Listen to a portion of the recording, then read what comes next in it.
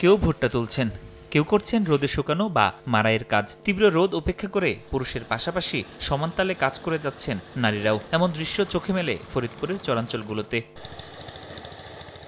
এক সময়ের ধুধু পদ্মার বালুচরে ফসলের তেমন আবাদ না হলেও সময়ের পরিক্রমায় ধীরে ধীরে এসব জমিতে বাড়ছে ভুট্টার চাষ। উন্নত জাতের ভুট্টার আবাদে ভালো ফলন ও দাম বেশি পাওয়ায় হাসি ফুটেছে চরবাসীর মুখে। চরের মানুষ অনেক দারিদ্র সীমার নিচে, ভুট্টা থেকে মানুষ মোটামুটি একটু লাভবান আছে। ভুট্টা লাভ হওয়ার জন্য সবাই জানে ভুট্টার আবাদটা একটু বেশি করতেছে আর কি, মানে এই একটু লাভের অংশ দেখা যাচ্ছে। তবে কৃষকদের দাবি, সহজ শর্তে ঋণ সুবিধা পেলে আরও আবাদ বাড়ানো সম্ভব।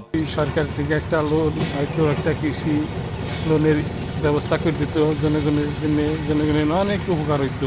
ভুট্টে ভাঙ্গাই, ভুট্টে ছড়াই এবং কি ভুট্টে মারাই করি, এই বেতন দিয়ে আমাদের সংসার চলে।